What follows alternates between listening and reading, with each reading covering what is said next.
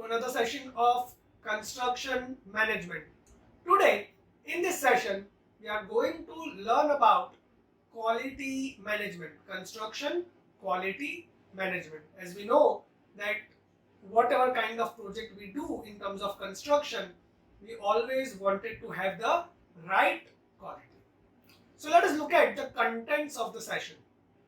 So today we are going to start with the introduction to the quality. Then we are going to learn construction quality assessment system, which is known as CONCOS. Then principles of quality management system, and then we are going to learn cost of quality, and at last we are going to learn quality control. So let us begin our discussion with quality. So students, what is quality? Is it the strength of concrete cube or beam or slab or even brick walls or the marble fixed in the kitchen? Is it so? That is your quality? See, quality is never represented by any strength of any one material. Alright? It is the whole. The entire project should be in quality. Not only one component, two component, or the material should be only in quality. So a good concrete can never, a good cement cannot guarantee a good concrete, or the good concrete can never, assure the entire quality of the building. So quality is again subjective. That according to you, what is quality? Alright? So to understand this, let us take a scenario that you are supposed to do an RCC slab in M25 grade with the thickness of 110 centimeter. Now you provide 115 centimeter thickness of M25. Is it quality work? No, because you did not follow the specification. Apart from that, if you let us take another scenario that you constructed a 110 thickness of slab but of M30 instead of M25. Is it the quality work? No, because again the grade has been changed. The work was supposed to be completed at Thursday, but you completed on by Saturday. So is it again quality work? No, that is not the quality. So quality depends on various parameters.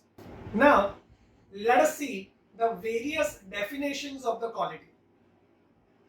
So here are the various definitions of the quality, that it is fitness of purpose, it is confirmation of specification, value for money, etc. So these are the different definitions of quality. So I hope now we are clear about what is quality. Now let us begin our discussion with CONCAS, Construction Quality Assessment System. Let us see that. Alright, so this Construction Quality Assessment System was developed by Building Construction Authority of Singapore. It generally uses the sampling approach. It can be done for all the kind of projects such as residential, commercial, industrial, hospitals, etc.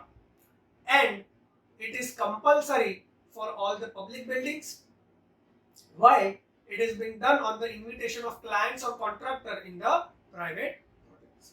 So this method works on the sampling approach, and the samples are uniformly distributed throughout the project.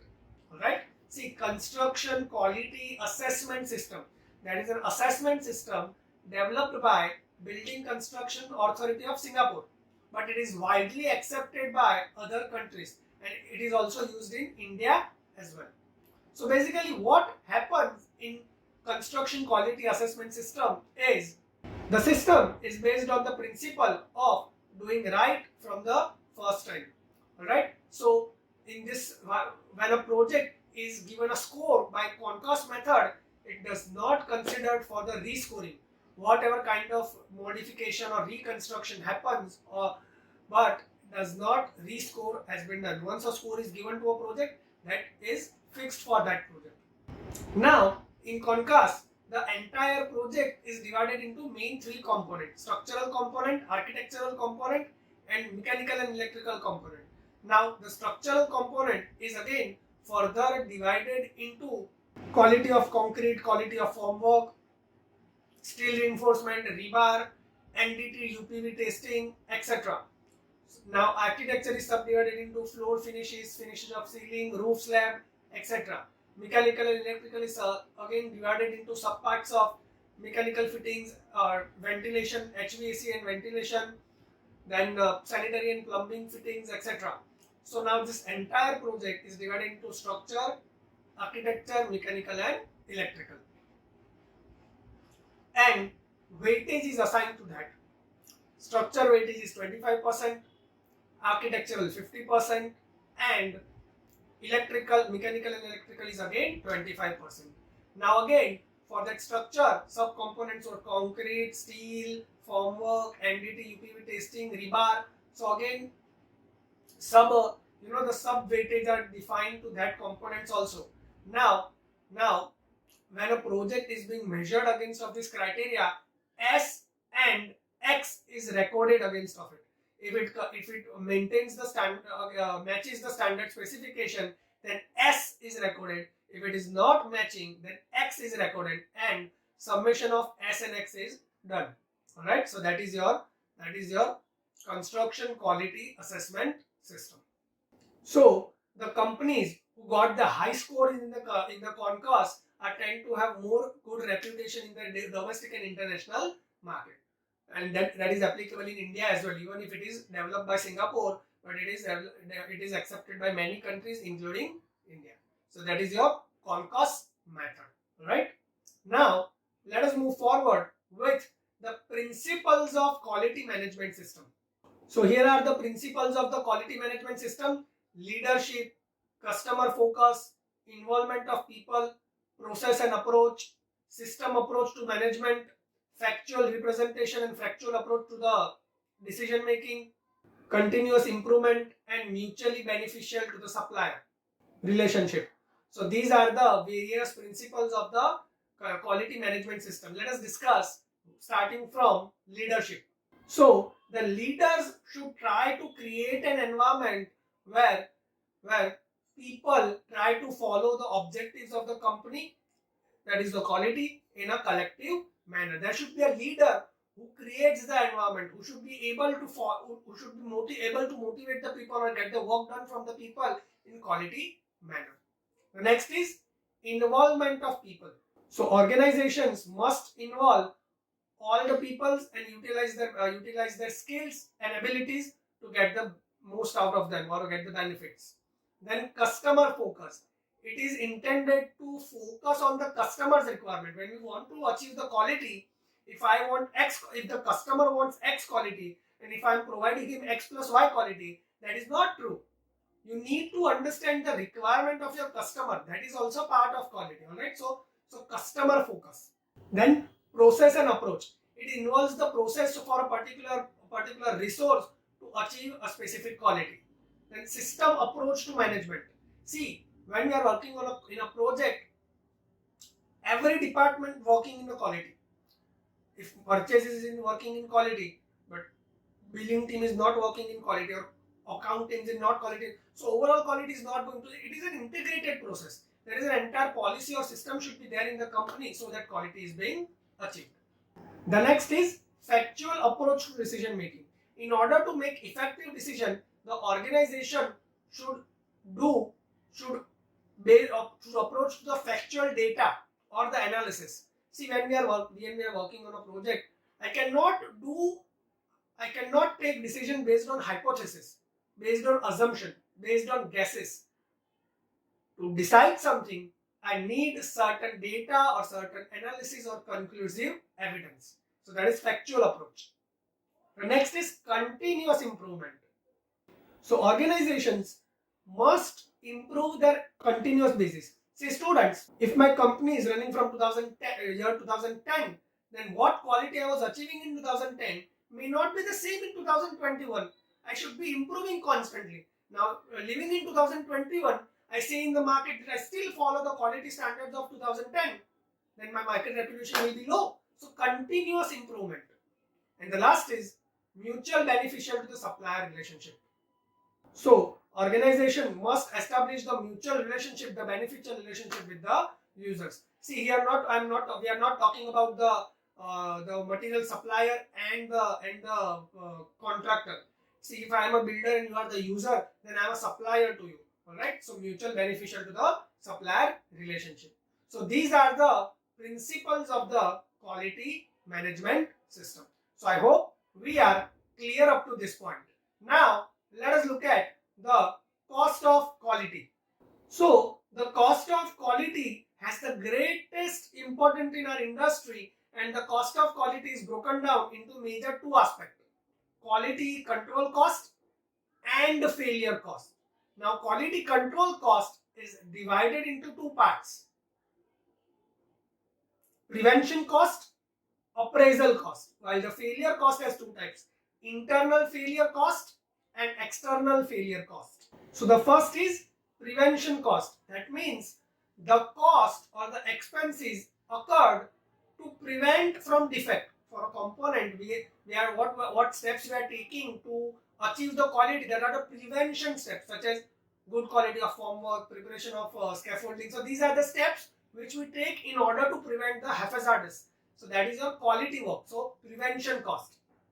The next is appreciation cost. To check that the work is being done in quality or not, such as supervision cost, inspection cost, calibration cost. So these are the costs which contributes in appreciation, that we are checking that the work is according to plan or not. Then internal failure. It is the cost resulting from the product or service failure, such as replacement, warranties, inferior quality of material, etc. And the external cost, once the component is failed, now we are getting expense, that third party checking, failure testing, further testing, etc. So these are the four costs which we need to understand. Now let us look at a graph. So as you can see, there are two lines intersecting each other. The one is failure cost. Now as you can see on the horizontal x-axis, that is 100% defective and 0% defective. So first let us talk about the failure cost. So if there is 100% defective, then the failure cost will high, and if there is 0% defective, then the failure cost will low. So that is the graph up to down. And now prevention cost. If a product is 100% defective, then low prevention cost, and it is at 0% defective, then high prevention cost. It is down to up. See again that is 100% defective, 0% defective. So if the product is 100% defective, then the failure cost will be high, and if it is 0% defective, failure cost will be low. So up to down. Now prevention cost. 100% defective, low prevention; 0% defective, high prevention. So down to high. So that is your graph of cost of quality. So I hope we are clear about it. Now moving forward in the session, let us look at quality control. So quality control can be defined as the operational techniques or the activities that are used to fulfill the requirements for the quality. See students, quality control is a process by which we measure the actual performance against of some standard plan. Now if there are some deviation between the actual performance and the standard plan, we take corrective measures. Alright, so that is your quality control, that the operational techniques or the activities which you perform in order to confirm the quality of a particular component or the particular segment or the project. So that is your quality control. Juran, a scientist or the researcher in the quality, has given 3 steps in quality control, such as evaluate the actual performance, compare with the standard plans, and act on the difference. So these are the 3 steps given by Juran. So in simpler terms, QC is a process or is an appraisal cost or the inspection of the product or service is to fulfill the requirements of the quality. And the quality is not only the responsibility of the supervisor, it is the collective responsibility of all of us on the field. Alright. So in civil engineering, quality control generally includes first, testing of various construction materials such as cement, sand, aggregate steels. Then inspection of finished item of works and to verify that it meets the standard procedures or not. Third is evaluation of construction method and to decide that they meet according to the standards or not. So these are the quality control majorly in civil engineering. But now when we do quality control, when we do such activities, there are certain factors affecting to that. So let us see the factors affecting to the quality control. So here are the factors affecting quality control. The first is employees of an organization. The person itself does not work in quality, so that affects the quality control. The next is construction method. By what method you are constructing, that also affect your quality control. That we are doing pre-mix concrete or RMC site mix concrete, RMC concrete or precast structure. Then the third is construction equipment and their capacity. What kind of construction equipment I am using and in what capacity they are. So that affects also the quality control. The fourth is skill of workers. The labor, the working on the site, what are their skill? So that also affects that activities quality control. The next is supervision standard. The supervisor is having ample amount of knowledge or not, that this is of quality work or not. So supervision standard. The next is management policy and market research. See students, no one really research about the quality and no one established the policies of certain things about quality. So market research and management policies. The next factor that affects quality control, that is quality of new materials, that you are replacing certain materials or you are using new materials. Have you checked the quality of that materials? Are they usable or not? So that affects also your quality control. So these are the factors affecting quality control. Now let us see the objectives of the quality control. So here are the general objectives that to construct the building in the minimum cost with the and the efficient quality. Then to construct good quality of the project in first attempt and to reduce the defects, to take suitable remedial measures to control the quality or to control the quality standards, then to change the construction project if they are construction methods if they are rejected, to develop the good vendor relationships, developing quality consciousness in the organization. So here are the some of the the objectives of the quality control. Now let us discuss the advantages of quality control. So reduction in cost, less inspection, reduction in defects, reduction in material wastage, speed in construction, increase in the market, increase in the image of the company, then increase in the technical knowledge, increase in the awareness about the quality. So these are the certain advantages of quality control. So I hope we are clear about what is quality control, factors affecting, objectives and the advantages. So this is it. That was all about in today's session. I hope we are clear about all the topics. In the next session, we will be finishing the remaining portion of the quality management. So we will be only taking 2 sessions of quality management, and from the next session, we will be starting from safety management. So this is it. In case of any query or doubt, you can always contact me on my mail or my number. Thank you.